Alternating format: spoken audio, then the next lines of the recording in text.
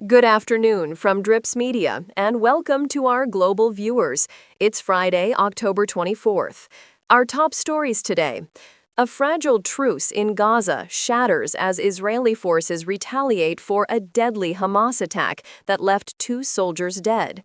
In a stunning political move, former President Donald Trump pardons Binance founder Changpeng Zhao, signaling a potential end to the administration's war on crypto. And tensions escalate in Eastern Europe as the United States imposes sweeping new sanctions on Russia's largest oil companies, while Lithuania accuses Moscow of violating its airspace with military jets.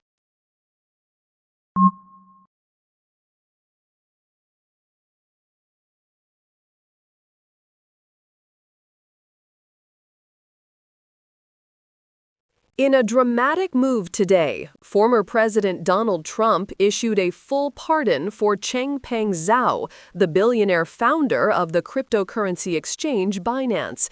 The White House framed the decision as a decisive end to what it called the Biden administration's war on cryptocurrency. Zhao, who pleaded guilty to anti-money laundering violations and served a 4-month prison sentence, thanked the former president and pledged to help make the U.S. the global capital of crypto. The move has drawn sharp criticism from Democrats, who point to Zhao's conviction and his lobbying efforts for the pardon.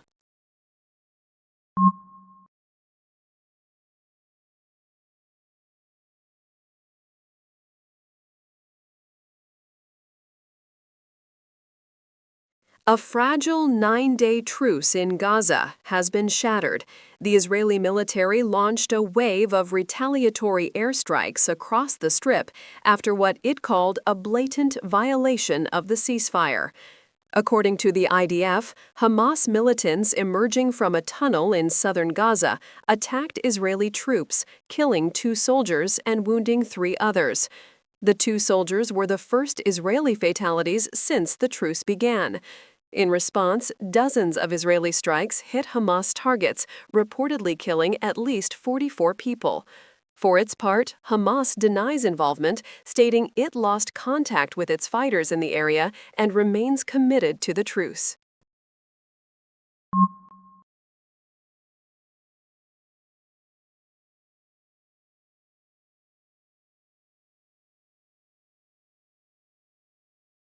The United States has dramatically escalated economic pressure on Russia, imposing full blocking sanctions on the country's 2 largest oil companies, Rosneft and Lukoil.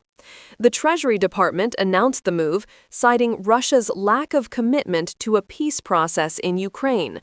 These sanctions effectively freeze all U.S.-based assets of the energy giants and prohibit any transactions with them by U.S. persons. The action represents a significant tightening of restrictions on Russia's vital energy sector, aiming to cut off funding for the Kremlin's war effort. Both companies had faced previous, less severe sanctions, but this places them on the most restrictive U.S. blacklist.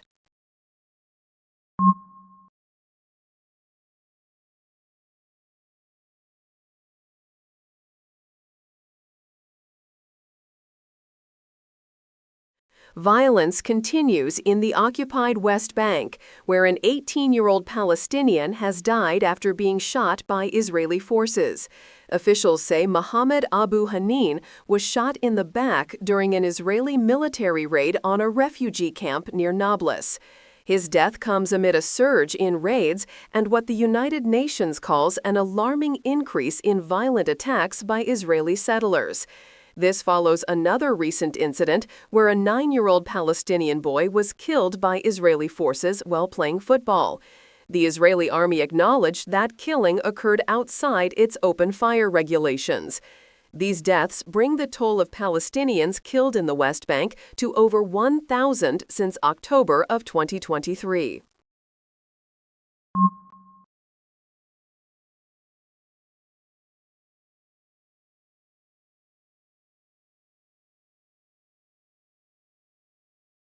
Tragedy in eastern Ukraine as 2 journalists have been killed in a Russian drone strike.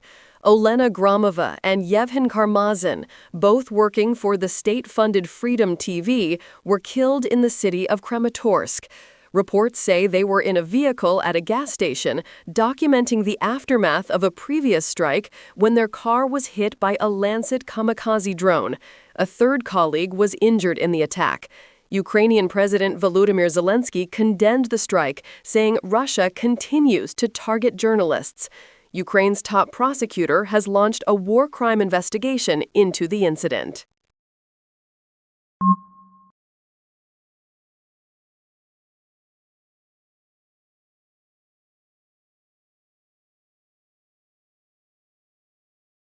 Tensions are rising in the Baltic region after Lithuania accused Russia of violating its airspace.